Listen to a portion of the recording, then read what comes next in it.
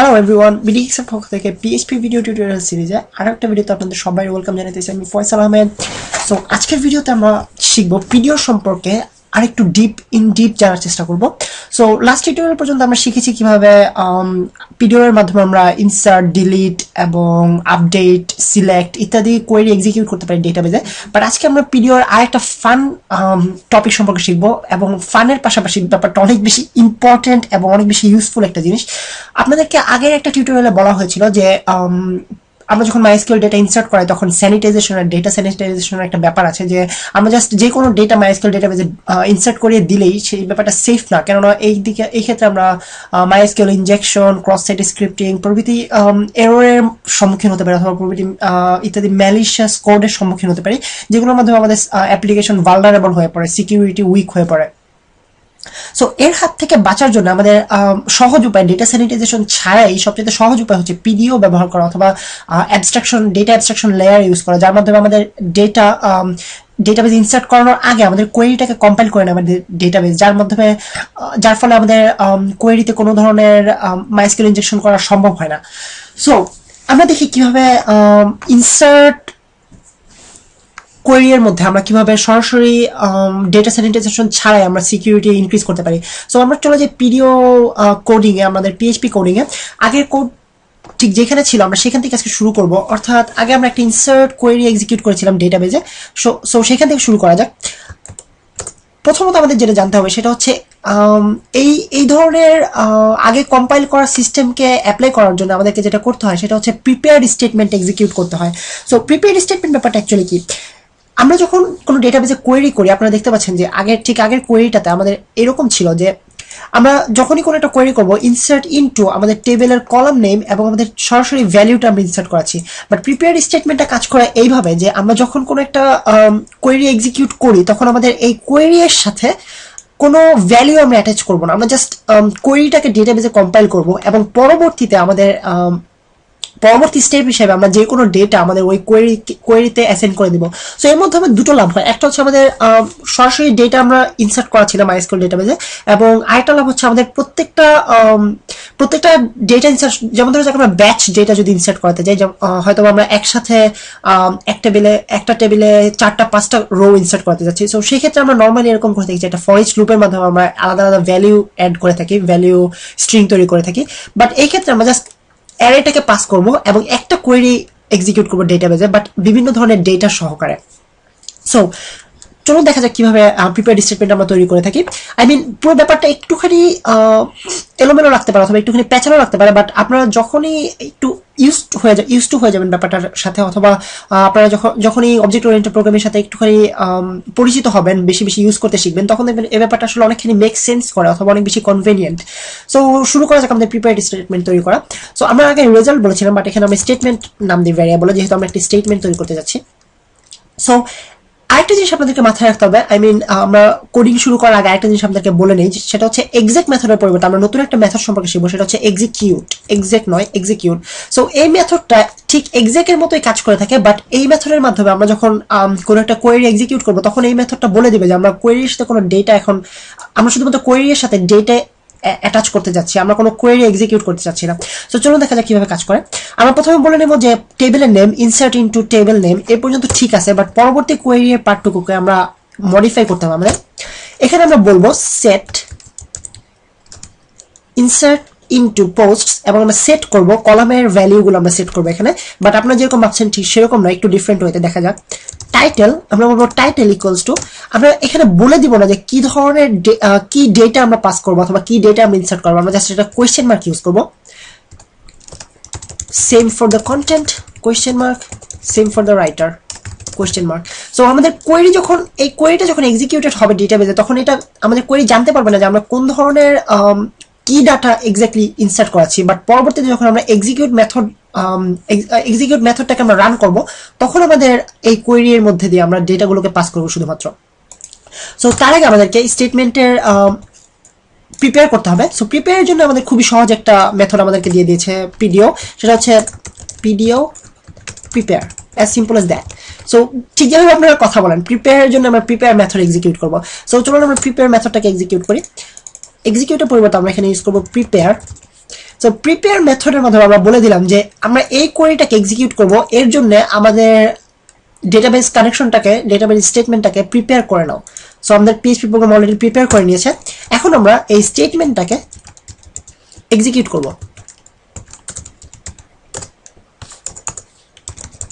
Execute করব with data, অর্থাৎ আমরা যে ডেটাগুলো পাস ইন করাতে চাই, যে ডেটাগুলো আমরা অ্যাকচুয়ালি ইনসার্ট করতে চাই, সেগুলো আমরা সহ আমরা এক্সিকিউট করব। সো অ্যারে টাইটেল হচ্ছে ধরা যাক টাইটেল ফ্রম পিডিও, যেহেতু আমরা পিডিও এর মাধ্যমে ইনসার্ট করাচ্ছি। কন্টেন্ট হচ্ছে কন্টেন্ট ফ্রম পিডিও। অবশ্যই আপনাদেরকে মাথায় রাখতে হবে যে যেন অর্ডারটা ঠিক মতো হয়, এক্স্যাক্টলি হয়। অর্থাৎ আপনি যদি প্রথম অ্যারের প্রথম ভ্যালিউ হিসেবে, প্রথম এলিমেন্ট হিসেবে যদি কন্টেন্টের ভ্যালু পাস করেন, তাহলে কিন্তু এই ভ্যালুটা টাইটেল কলামে চলে যাবে।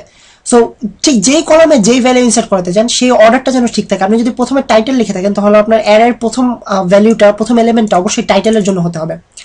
সো এখন আমরা যদি পেজটাকে রিফ্রেশ করি, আপনারা দেখতে পাচ্ছেন আমি পেজে কোনো আউটপুট সিলেক্ট করিনি। সো আমরা পেজে কোনো আউটপুট পাবো না, বাট আমাদের অ্যাকচুয়াল কোয়েরিটা এক্সিকিউট হবে এবং আমাদের ডেটাবেজে ডেটাটা ইনসার্টেড হবে। সো আমরা প্রথমে দেখে নিই আমাদের ডেটাবেজে কয়টা ডাটা রয়েছে।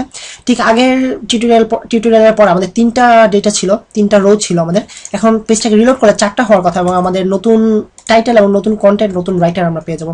পেজটাকে রিলোড করি, কোনো আউটপুট নেই। সো আমরা ডেটাবেজে ফিরে যাই।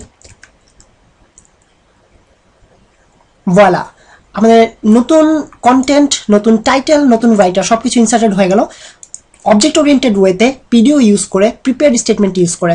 As simple as that. So খুব সহজে আমরা মাইস্কেল ইনজেকশনের প্রবলেমটা আমরা এড়াতে পেরেছি এই ধরনের এক্সিকিউশন মেথডের মাধ্যমে। সো এখন যদি আমরা আরেকটা জিনিস সম্পর্কে খুব শর্টকাটে শিখে নিই, সেটা হচ্ছে প্রিপেয়ার স্টেটমেন্ট তৈরি করার মেথড। নর্মালি শুধুমাত্র একটাই নয়, শুধুমাত্র আপনারা কোয়েশ্চেন মার্কের মাধ্যমে ইউজ করবেন তাই নয়, আমরা বিভিন্নভাবে প্রিপেয়ার স্টেটমেন্ট তৈরি করতে পারি। যেমন ধরা যাক নেমড ভ্যারিয়েবলের মাধ্যমে অথবা নেমড এলিমেন্টের মাধ্যমে। সো নেমড এলিমেন্ট অ্যাকচুয়ালি কিরকম কাজ করে, আমরা এখানে আপনারা দেখতে পাচ্ছেন কোয়েশ্চেন মার্কের মাধ্যমে আমরা বলে দিচ্ছি যে কোয়েশ্চেন মার্কের মাধ্যমে আমরা বলে দিচ্ছি যে এখানে আমরা ডেটা পরবর্তীতে ইনসার্ট করাবো এবং পরবর্তীতে আমরা ওই কোয়েশ্চেন মার্কের জায়গায় আমাদের ভ্যালুগুলো অ্যাটাচ করতেছি। বাট এছাড়া আমরা নেমড পদ্ধতিতে, নেমড এলিমেন্ট পদ্ধতিতে আমরা এই কোয়েরিটাকে এক্সিকিউট করতে পারি। এর ফলে আমাদের এই অর্ডারের সমস্যাটা আমরা অ্যাভয়েড করতে পারি। অর্থাৎ এক্সাক্ট অর্ডারে, এখানে আমাদের কোয়েরিতে যে অর্ডার রয়েছে ঠিক সেই অর্ডারে ডেটা অ্যারেতে পাস করার প্রবলেমটা আমরা অ্যাভয়েড করতে পারি। দেখা যাক সেটা আমরা কিভাবে করি। নেমডের ক্ষেত্রে আমাদের দুটো জিনিস মাথায় রাখতে হবে। একটা হচ্ছে আমাদের এই ভ্যালিউর নাম এবং তার আগে একটা কোলন মার্ক। সো টাইটেল, এই ভ্যালিউর নামটা আপনাদের এক্সাক্ট না হলেও চলবে, বাট এই কোলনের ব্যাপারটা আপনাদের অবশ্যই মাথায় রাখতে হবে। এই কোলন মার্কটা দেখা মাত্রই আমাদের কোয়েরি বুঝতে পারবে যে এটা আসলে অ্যাকচুয়াল ডেটা নয়, এটা আমাদের ডামি ডেটা প্লেস হোল্ডার এবং এটার পরিবর্তে আমরা পরবর্তীতে অ্যারের মাধ্যমে ডেটা পাস করবো। আপনাদেরকে দেখানো হবে কিভাবে আমরা অ্যারের মাধ্যমে ডেটা পাস করবো। সো কন্টেন্ট এবং কোয়েশ্চেন মার্কের পরিবর্তে রাইটার। সো পরবর্তীতে আমরা যখন ডেটা ইনসার্ট করাতে যাব, তখন আমরা অ্যারের ভিতরে আমরা অ্যারের পরিবর্তে নেমড ভ্যালু, আমাদের একই অর্ডারে অ্যারে এলিমেন্ট সাজানোর পরিবর্তে আমরা নেমড ভ্যালু পাস ইন করতে পারি। চলুন দেখি কিভাবে। সো আমরা বলবো সুন্দর করে সাজিয়ে নিই আমাদের ফাইলটাকে, অ্যারে এলিমেন্টটাকে, যেন আপনাদের সহজে রিডেবল হয় ব্যাপারটা। সো প্রথমে আমরা বলবো টাইটেল, তারপর আমরা বলবো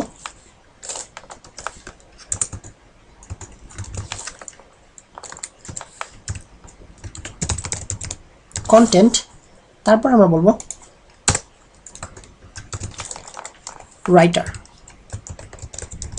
আপনারা খেয়াল করুন এই নামগুলো, এই এলিমেন্টের নামগুলো এক্স্যাক্টলি এই নামের এক্সাক্ট কপি হতে হবে, আর নাইলে কিন্তু আপনাদের অ্যারের ডেটাগুলো ঠিকভাবে পাস হবে না।